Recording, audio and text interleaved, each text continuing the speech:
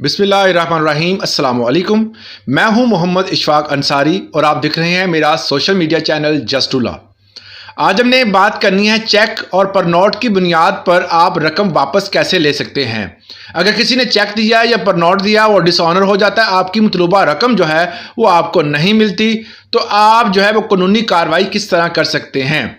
ये कानूनी कार्रवाई जो है वो आप 3 साल के अंदर अंदर कर सकते हैं। जब भी आपका चेक या परनोट का मामला बने और आप फौरी तौर पर क्या करते हैं, पहला स्टेप आपका ये होता है कि 489F की आप FIR करवाते हैं। FIR में क्या होता है कि पहले आप एप्लीकेशन देते हैं, उसके बाद रिकमेंडेशन के बाद आजकल जो प्रोसीजर है उसके बाद DPO साहब या इस चीज़ को मामले को देखते हैं, उसके बाद FIR दर्ज हो जाती है, उस पर अदालती कार्रवाई चलती है और उस बंदे को सज़ा हो जाती है या उसको कहा जाता है कि आप मतलूबा रकम अदा करें।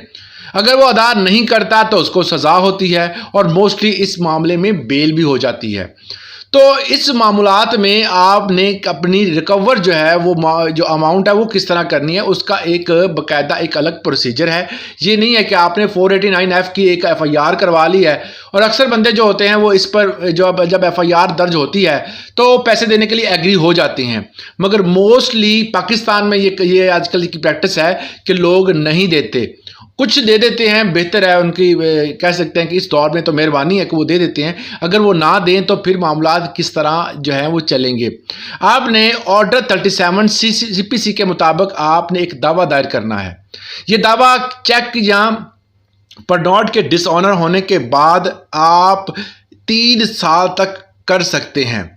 इस दावे में दोनों पार्टियां जो होती हैं, अगर वो दूसरी पार्टी हाजिर होती है, क्योंकि इस दावे को दायर करने के फौरन बाद आमतौर पर 30 दिन में नोटिस भेजा जाता है और उसमें नोटिस 10 दिन के बाद ही फौरी तौर पर इस पर कार्रवाई की जाती है। 10 दिन के अंदर नोटिस जो होते हैं ये अलग टाइप का नोटिस होता है जिसमें जो जवाब दावा के लिए 10 दिन दिए जाते हैं।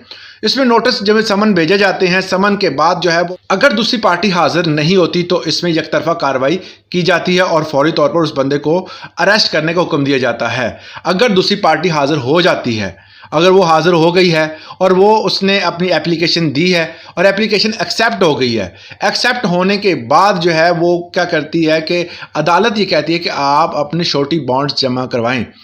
वो उस मतलूबा रकम के बराबर होने चाहिए। अगर 10 लाख है तो 10 लाख के श्योरिटी बॉन्ड आपने जमा करवाने होंगे। अगर 20 लाख है तो 20 लाख के जमा करवाने होंगे। तो फिर आप वो श्योरिटी बॉन्ड देते हैं। दूसरी पार्टी जिसने केस दायर किया है वो कम से कम 7.5% जो है उसका अदा करेगी और ज़्यादा से ज़्यादा आपको पता है कि 15,000 जो है वो कोर्ट फीस जमा करवानी होती है। अगर वो कोर्ट फीस जमा नहीं करवाता तो ये केस दूसरी पार्टी आके उसको खारिज भी करवा सकती है। तो इसके साथ 7.5% जो है वो उसको मतलब मैक्सिमम 15,000 जो है उसको कोर्ट फीस जमा करवानी होती है। और अगर जो है वो कोर्ट क्या करता है कि उस बंदे को सालाना जो है वो 6% के हिसाब से सालाना जो है उसको अदा करने होते हैं उस बंदे ने, तो उस हिसाब से वो पर मंथ के हिसाब से उसको डिवाइड करके उसको कहा जाता है कि जी आप उसकी मतलूबा रकम अदा करें।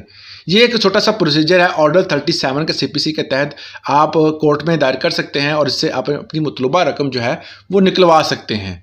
और अगर कोई बंदा जो है वो किसी बंदे पर झूठा केस इस तरह का बन गया है, एक हमारे पास क्लाइंट आया उसका भी यही मामला था, तो उसमें आप एप्लीकेशन देकर श्योरिटी बॉन्ड देकर दोबारा उसको जिसको आप कह सकते हैं कोई भी गारंटी के तौर पर जो है वो आप श्योरिटी बॉन्ड देकर उस बंदे को जो है उसका केस दोबारा पुट आउट करवा सकते हैं और दोबारा वो केस जो है उस सेम फॉर्म पर जो है वो एप्लीकेशन आप देकर उसको दोबारा ओपन करवा सकते हैं और उसके बाद वो केस चलेगा, वो कोर्ट आपको सुनेगा।